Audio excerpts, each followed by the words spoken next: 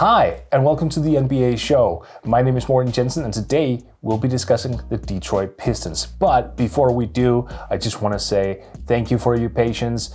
We were gone for a couple weeks, in part because of some illness in the family that was pretty serious. We're back now. Everything is okay. My younger brother Jacob is fully fine, even though he's uglier than I am, which that says quite a lot.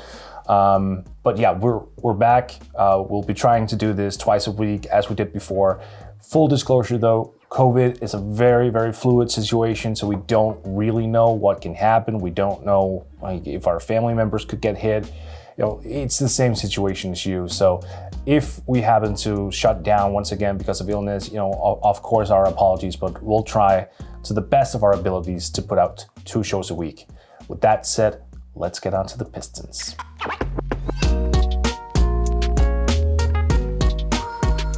The Detroit Pistons is one of the most young and exciting teams in the NBA. And I say that without them having any particular youth outside of Luke Kennard, Sekou Doumbouya, and Christian Wood, who can actually leave them for nothing.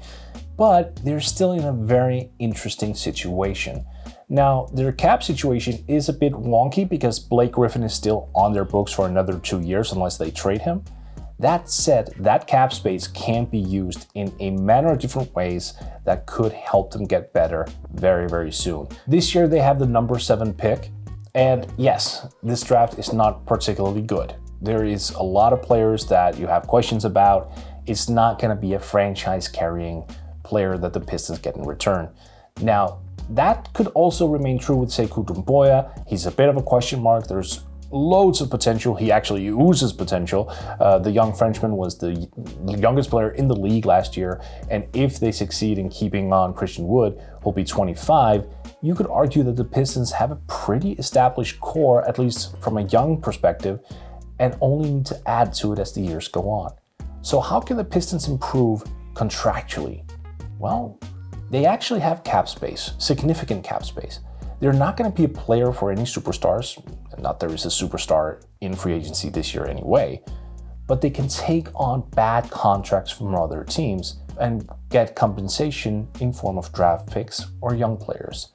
It's the typical manner of how you rebuild a young organization. The Pistons basically have this blank canvas in front of them, and for NBA teams with that in hand, that means that their future is wide open. They can go in a wide variety of different ways, and that's exciting. The question is, do they have the internal structure? Do they have the long-term vision? Do they understand what it takes to go from point A to point B? Some teams, like the New York Knicks, often do not. The Pistons, on the other hand, should have that capability. So if they keep Christian Wood, if they make sure to give Luke Kennard a contract extension, which he's certainly entitled of, and they make a concerted effort in developing Sekou Doumbouya and whoever they get at the number 7 pick, plus the young players they might get in return for taking on bad money, this team could be looking extremely potent in just 3 to 4 years. And hold up, Mort, 3 to 4 years you're saying? That's a long time. Well, yeah, it is, in some respects. It's actually not a long time seen through the lens of NBA teams. But in terms of you and I going through 3 and 4 years, yes, that's a significant time. That said, most rebuilding phases take around 5 to 6, if not 7 years. But if you have something that is established, and if you have young players you can rely upon, especially to produce as they grow older, in which case the Pistons have quite a solid foundation, there's something there.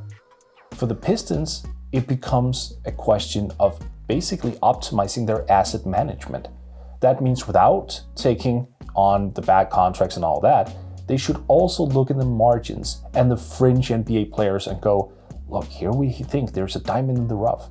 Let's give him a minimum contract worth of 3 years. Let's see what he's got. And if he hits, great. That's called the Robert Covington. And Lord knows they could use some of that, as could any developing team, especially when it's connected to a very cheap contract. So for the Pistons, it's almost like mimicking trust the process Sixers back in the days, led by Sam Hinkie. It's a question of taking smart risk, or minimizing risks rather, and realizing that if we pick the right players both in the draft and in free agency. And if we take some gambles on under the radar guys, we could be looking really, really good going into the 2024-2025 NBA season. I actually like the Pistons' opportunity here to get better. And I would be interested in hearing what you think they should do. Hi, my name is Morten Jensen, and I'm here to bring you some pretty tragic news. My producer and younger brother, Jacob, who edits these videos, has told me that I need to do this type of like and subscribe edition. And, you know, I loathe that sort of thing. I really do. I don't want to be one of those guys like, hit the bell icon and you get additional prices for watching this channel. I don't want to be that guy. I really don't want to be that guy. But he's been insisting, so just to basically shut him up, I'm gonna have to ask you to like and subscribe, because apparently that's his whole thing. He gets off on it. I'm sorry.